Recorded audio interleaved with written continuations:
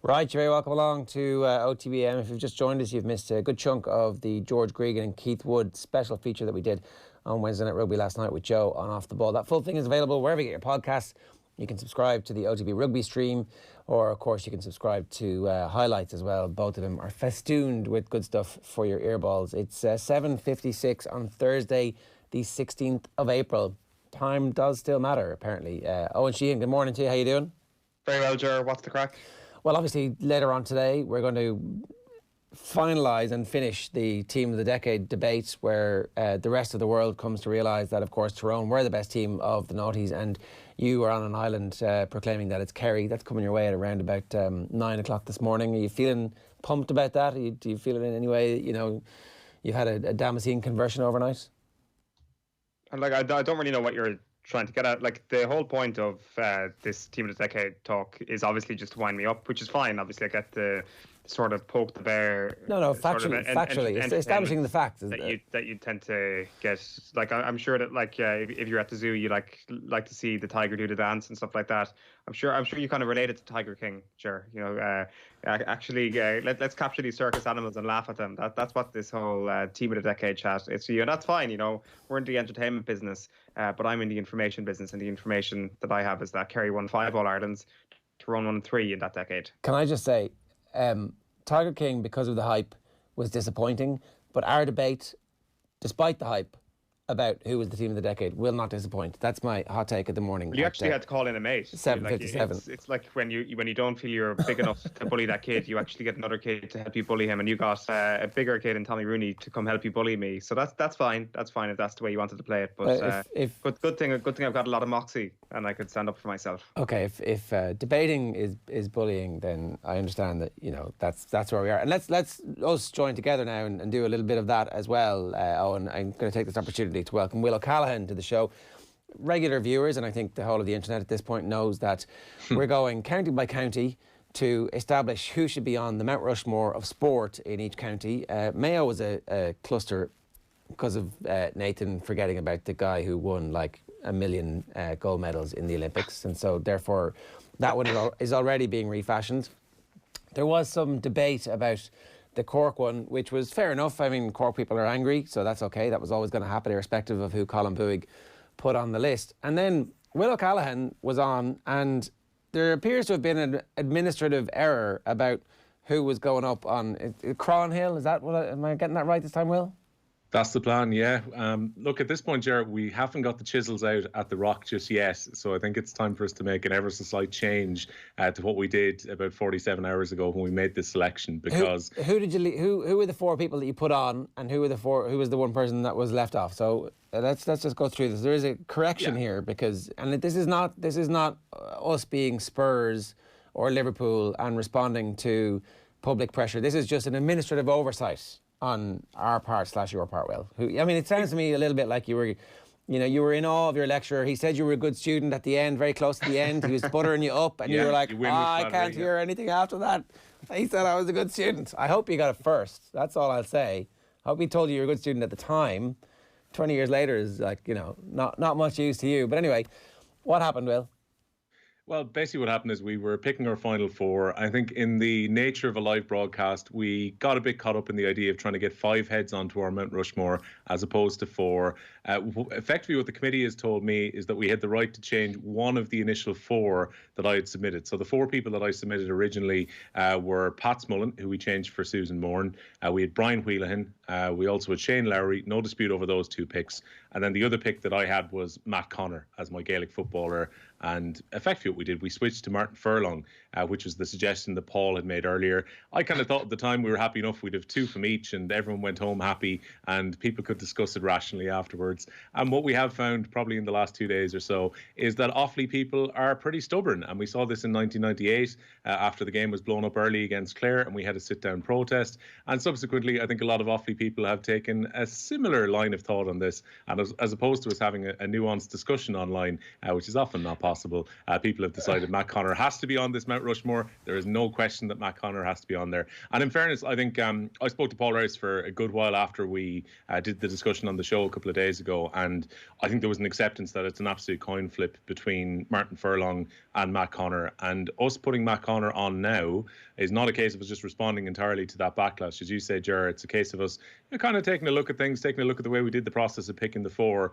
And I personally feel that you can't have an Offaly Mount Rushmore without Matt Connor. He was my first suggestion on Tuesday, and I thought at the time when we were having the discussion, he was absolutely nailed on to be on there. And I know Paul Rouse has no problem, and I don't think any Offaly person would have any problem with Matt Connor being on there. Shane Lowry even kind of jokingly said on Twitter that he'd be willing to give up his spot to put Matt Connor on if necessary. Don't think that was a joke. I don't think it was a joke.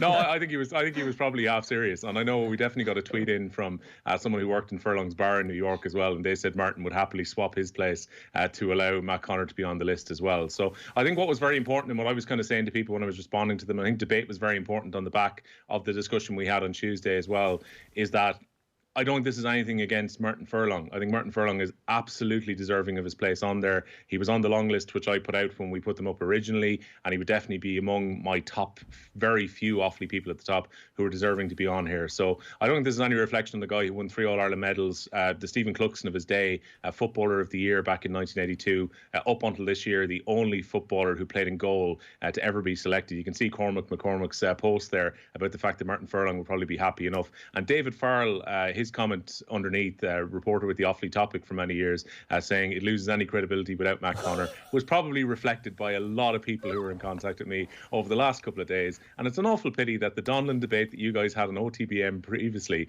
probably led to Paul Rouse not being on Twitter, because Paul Rouse would have probably been taking a lot of the flack that was directed my way, because I was tagged in every single off the ball tweet, which is putting up the off the ball. No. You can't be throwing your former lecturer under the bus like that, Will. I'm sorry. You're backing out. You're backing out. You didn't stand your ground at the time, and you're backing out now. And no, not having that. You made a mistake. It's okay. We all make mistakes. I mean, obviously, exactly.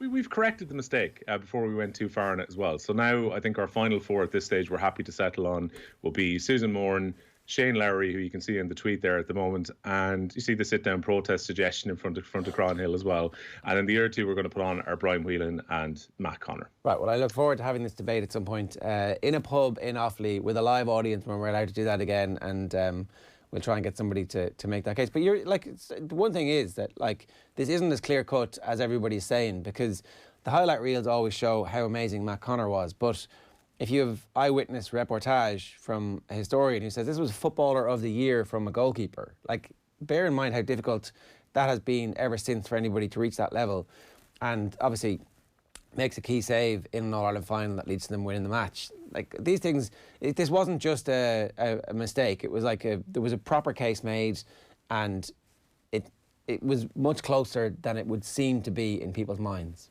Well, absolutely. There's no way it'd be outrageous to think that Martin Furlong would be ranked among the top 4 Offaly sports people of all time.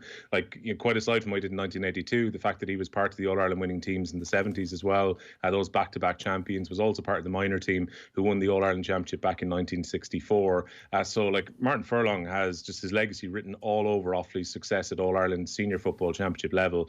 And the fact that he played for the county team for almost 20 years as well gives him a huge shout in all this. Coming from a big sporting family as well, his brother would have played as a kicker briefly in the NFL as well. That just gives you an impression. He was also involved in the split in Tullamore GA club as well, which Paul, I guess, neglected to mention last week as well. And there have been a few jokes of people saying that Paul was maybe going for a Tullamore bias in terms of some of his picks. But hey, this is the whole point of us having the discussion and on Tuesday. Tuesday. He said that as well, yeah, in fairness to him. He did. No, he absolutely admitted that. And look, again, I think it's a good thing for people to be able to debate this out. I think, in fairness, we joked at the start about, sit-down protests and so on. But I think everyone has been very reasonable in terms of what they said. And one thing that everyone has kind of stressed, they've not said this is anything against Martin Furlong. It's just, I think, very much the popular vote among people at the moment is that you cannot have an Offaly list without Matt Connor being on there.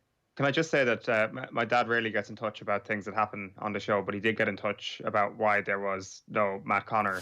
And also, I expected there to be like some sort of 2-dayers on these Mount Rushmores. I expected perhaps Dublin to go into potentially 3 days, Cork potentially to be a 2-dayer, Kerry, Galway, Donegal could have been a 2. I did not expect Offaly to be the day that we would actually do 2 days on. So congratulations, Will. You managed to get that spotlight.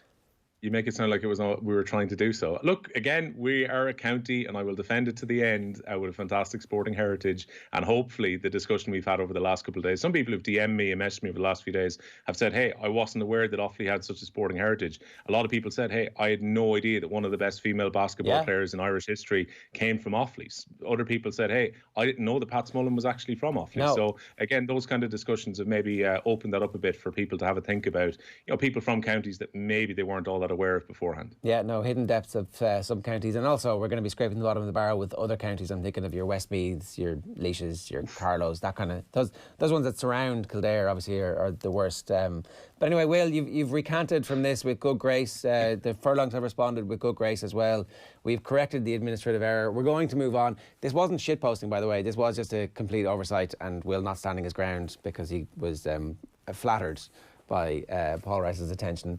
Thanks very much for rejoining us this morning, Will. Enjoy the rest of your day. And cheers, lads. We're going to continue with the show because we obviously are having another one coming up this afternoon. I have lost track of time. It is this morning. AM. In about 40 minutes, Shane Hannon is going to run through the Monaghan one, and he's put his long list up. There was some minor quibbles about various people not being on it, so we're going to get his thoughts on that in just a few minutes' time. All right, apologies for completely losing track of time. It's 7 minutes past 8 here this morning. The Premier League clubs are to hold another conference call tomorrow, with a growing number of clubs understood to be keen to get the season finished in some form by June 30th. There are obviously concerns about contractual issues which run until the 30th of June around players and some commercial deals if the season is extended beyond that. We'll talk about that with Johnny Courtney a little bit later on. One of the brands that he would be associated with are New Balance, who obviously are losing the Liverpool deal at the end of this season. So what will happen with them? There are still 92 games to be played. If a safe way was found of playing matches behind closed doors, a resumption would have to take place by the 6th of June to fulfil the deadline of the 30th of June. Scottish clubs obviously voted to end the Scottish Professional Football League season outside the top flight with immediate effect. That means Dundee United have been crowned champions of the Championship, Wraith Rovers and Cove Rangers winning their respective divisions, and the announcement comes after Dundee reversed an earlier vote. The SPFL will now launch a task force who will look at the possibility of extending the Premiership next season. In boxing, Deontay Wilder says he's recovering from surgery to his biceps that followed his February defeat to Tyson Fury. 34-year-old American Wilder surrendered the WBC heavyweight title to Fury following a 7th-round stoppage in Las Vegas. The pair are due to meet for a third time later this year in October at the earliest. I actually think this is good news for the build-up to the fight, Owen, the fact that Wilder was injured. When the injury happened, who knows? Whether or not it had any material impact on the outcome of the fight, who knows? But what it's going to allow Wilder to do is say, hey man, I was injured, that fight wasn't me in my reality, and it's going to allow the rest of us to buy into a little bit of hype around what should actually be something that we're all looking forward to. I've never heard anybody have to get surgery in their bicep before. It's quite a specific thing. I guess you have to be carrying a lot of bicep weight for you to sustain an injury that deserves surgery there. Maybe he injured his bicep by having to hold up that metal costume that he was wearing going into the ring. Maybe that is the entire explanation. You know the way we were like laughing about it's a real thing, right? It's like you're carrying 3 stone of weight and you're walking around and it's like, oh, I'm a bit knackered now. Oh God, I got to fight that guy. Oh my God, he's a giant. Would that not? Is there no? There's no. You're not letting any room in there for that. Well, no.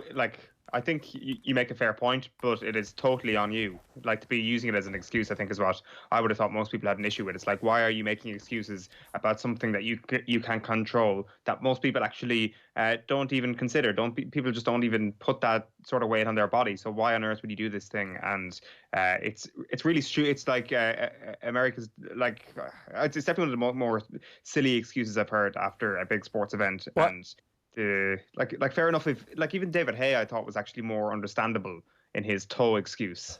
because at least that was an accident. This was not an accident. You didn't accidentally find yourself under a ton of metal. What are the odds on him being carried into the ring? Is it strong odds on that he's carried into the ring the next time? I would say that he is absolutely going to get carried into the ring and gently placed into it by like a team of people. Yeah, possibly on like one of those. That's chairs. what I'm getting done if I'm him. 10 minutes past 8 this morning here. 087 918 180 is the number to WhatsApp us on. You can use Twitter @OffTheBall. You can use the hashtag OTBM. You can just leave a comment in the YouTube stream that a lot of you are watching on this morning. Here's what's coming up for you. We've obviously going to get into the sports pages right now. The best Irish goals as picked by Nathan Murphy, who has just appointed himself the creator of lists of best things that we're all going to try and shoot down, because obviously, as I said, he ruined the first Mount Rushmore that we did. That's coming your way around about 25 past 8. We're doing Mount Rushmore from Monaghan at 8:40. Where in Monaghan would this be was kind of the other thing that I'm not sure Shane had considered just yet. He was talking about some drumlins. You got an answer? Yeah, there's obviously one very famous hill in Monaghan, and it is the hill up to Clonus, up to St. Tiernax Park. So maybe just actually spray paint them on the road on that hill on the way up to the pitch in Clonus. If you spray paint stuff, though, people can come along and rub it out and vandalise it and move on. The point it's only Monaghan, it doesn't matter. Oof. Classic Game Club at 9 o'clock. As I said, we settled the fact that Tyrone were in fact the team of the decade in the noughties, with their 3 successive victories against Kerry, who never beat them in the championship for an entire decade and yet claimed to be the team of the decade. That's coming your way. Tyrone Kerry 05. Really enjoyed that. And then Johnny Courtney is going to join us at 9:40. We'll talk about the impact of coronavirus on sponsorship deals that teams have had, and also look back a bit on the history of the Irish jersey as well. Tommy is saying there's Rossmore Park, Mount Rossmore. So Tommy is effectively a Monaghan man, even though he claims to be from Meath, because I think his garden is in Monaghan. In Cavan, no? What? It's not. It's in Cavan, no? Is it? Oh, all right. Listen to the accent. It's a Cavan accent essentially. Is what he's got. Anybody, any fans of the Crappy Quiz out there will, and anybody who's listening to the Classic Game Club later on, you can hear that Cavan tilt as he stands up for his Ulster brethren in the team of the decade conversation. I have a confession to make, Owen. I can't really tell the difference between that part of Meath, Monaghan and Cavan. They're kind of all the same to me. They may as well just congregate them and make one less shy county. Well, I mean, can you imagine how good that team would be? Like if you were to redraw county boundaries, and it would be savage. Yeah, it would be unbelievable. Imagine that.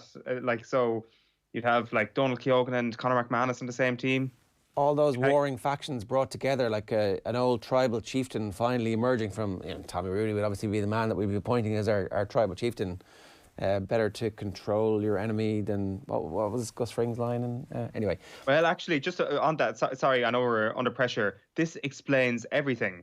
Mayo people feel sour about Meath's success in 1996. Who was the man who actually allowed Meath to prance forward and win the All-Ireland that year? Where was he from? He was from Monaghan, of course, Pat McEnany. So maybe there is something to this that we have already touched on that maybe is true. Maybe there is a secret faction being brought together behind the scenes here, these 3 counties. Home in Meath, garden in Cavan, school in Monaghan for 13 years. He's a mongrel, he says, of course, born in the States.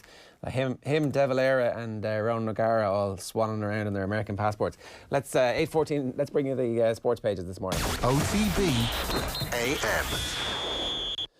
Going to start with offtheball.com. If Kerry win that final, then they're the team of the decade.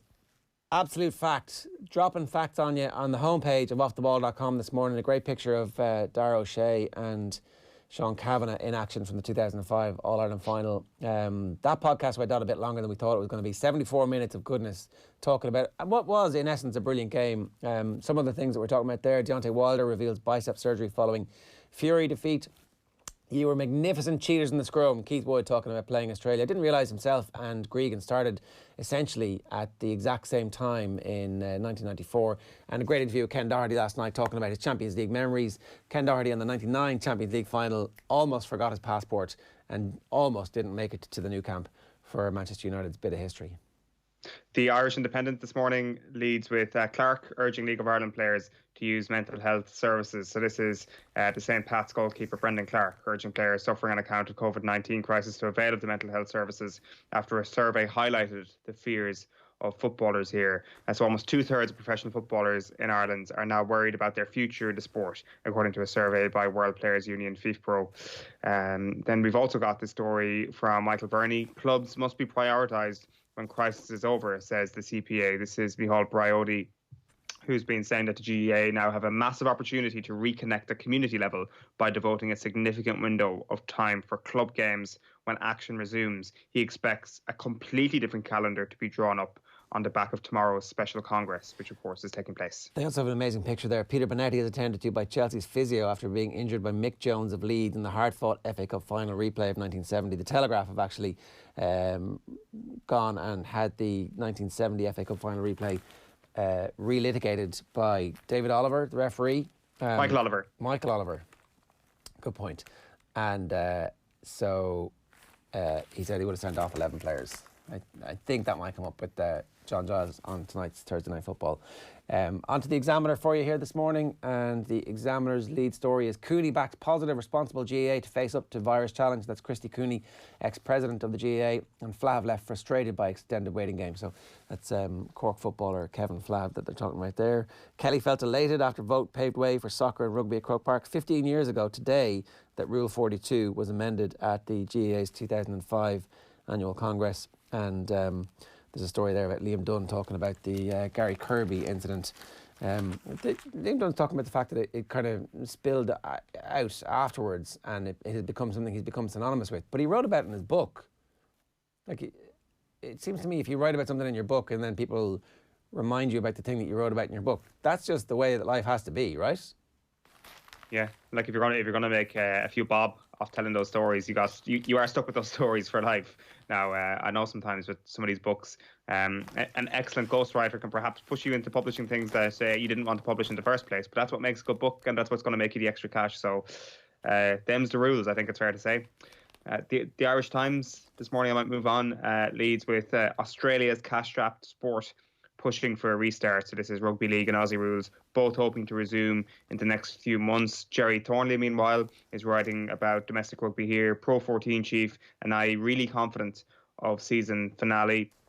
Dave Hannigan is writing about Bernard Dillon, the jockey from Kerry who had it all and lost it all. Great piece by him this morning talking about Dillon and his wife. He refers to them as the Posh and Becks of the time. Sport could resume in empty arenas.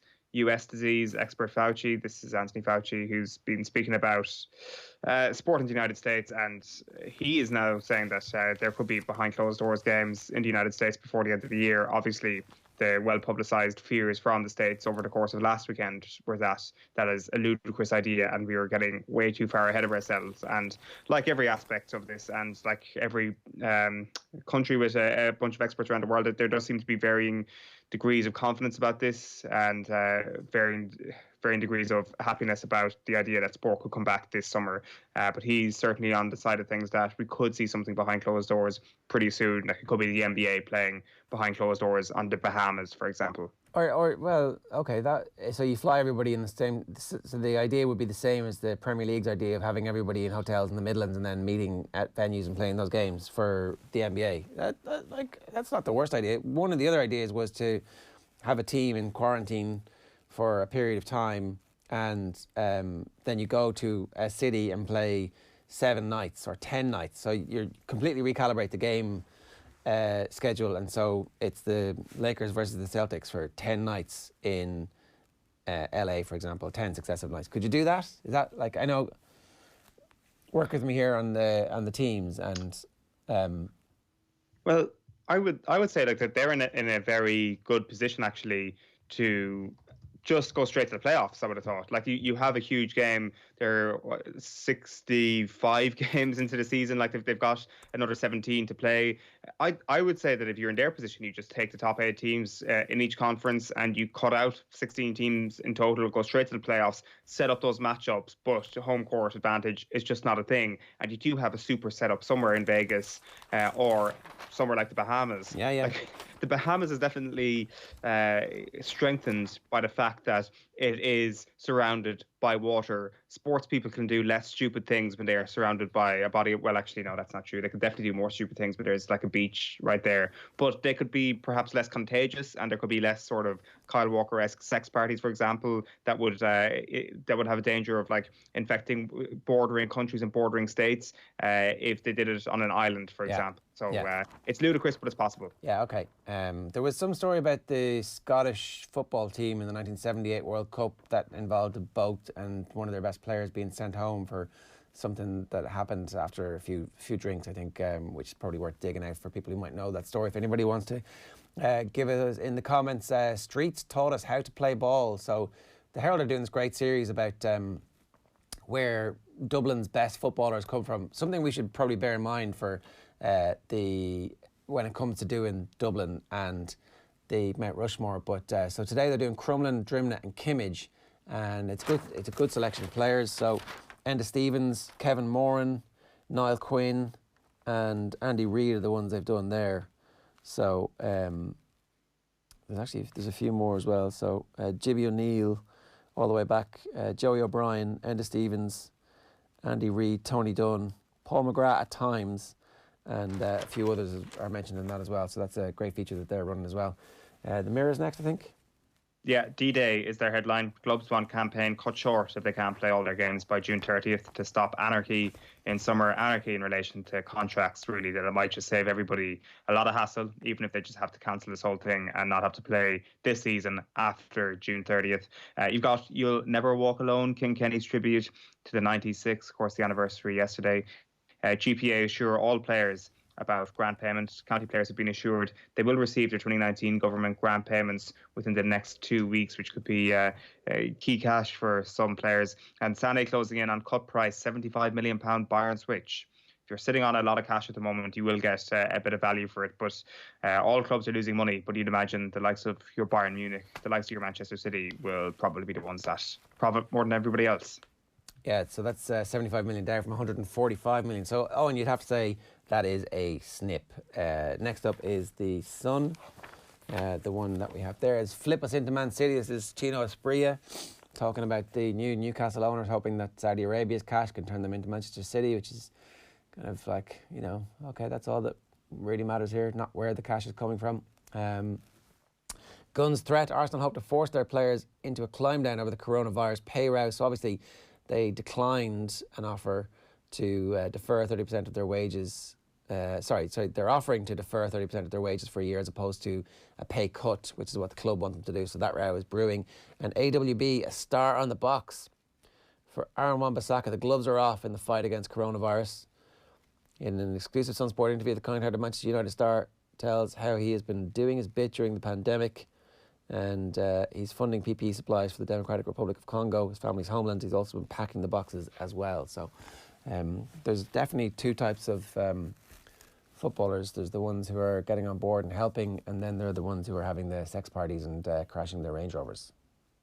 The Irish Daily Star this morning leads with get Prem finished by June 30th with a picture there. Pep Guardiola celebrating at last year's Premier League trophy. Clubs issue deadline for end of delayed season. Harrington is unsure, meanwhile. Europe captain Padraig Harrington has admitted the golf schedule is up in the air and the Ryder Cup could still be played as the first event back in September. Meanwhile, Shamrock Rovers management staff and players are set for a 25% cut in their wages as the COVID-19 pandemic continues to cut deep into Irish sport. And Kenny salutes fallen friends, as I've already mentioned. That is the Irish Daily Star this morning. The Star next up is the Mail. And the Mail ultimatum. Premier League clubs want season finished by June 30th. Deadline top of agenda meeting tomorrow. Fears extension will lead to legal minefield. And a picture of CJ Stander full steam ahead for 2023. CJ Stander at last year's World Cup, where Ireland were deemed to have a soft draw. World Rugby last night vowed to continue with plans to stage the pool draw for the 2023 World Cup in November, despite the rugby season being on indefinite hiatus due to the COVID-19 pandemic. This is interesting, isn't it? Because this will actually have an impact. This will have an impact on world ranking. Where are we ranked at the moment? Are we fourth or something? We can't be fourth. Yes, we are. No, I think we are because we had got our. Oh, sorry, that was pre-England. Before World the England game, we were definitely fourth. because we'd got ourselves back into that position. Is that World Cup We draw are still going to fourth. take place? We are Is that fourth. World Cup draw still going to take place without the Six Nations happening this year? Well, if it takes place in November and there's no matches before them, which is very possible, then happy days. We can completely experiment for the next 3 years. I mean, Brilliant. That worked out well, didn't it? yeah. Well, finally, God. a silver I feel lining. so much better about everything. Thank God. Happy days. Rob Kearney's doing the rounds in the media as well at the moment.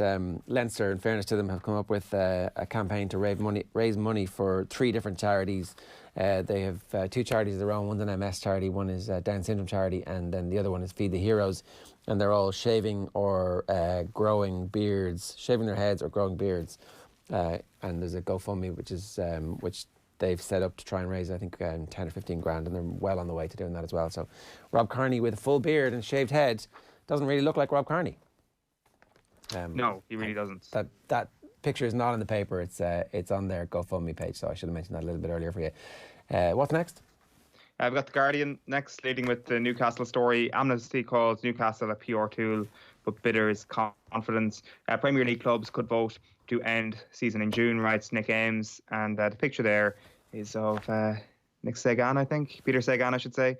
Light at the end of the tunnel. Riders hail plan to save this year's Tour de France after Grand Depart is pushed back to 29th of August. Some worrying voices as well, worried voices on that, talking about how that could just be a cocktail for another outbreak of COVID-19 were that to go ahead, with all the moving from town to town in France. So we'll see if that actually happens. And home is where the art is. Stars to play new television tournament during lockdown. Woo-hoo. Full unadulterated coverage coming your way on OTB AM on that over the coming weeks. Woo-hoo. I can take a few days off. So 0879 180 180 180 180 180 180 is the number on WhatsApp if you want to get in touch with us this morning.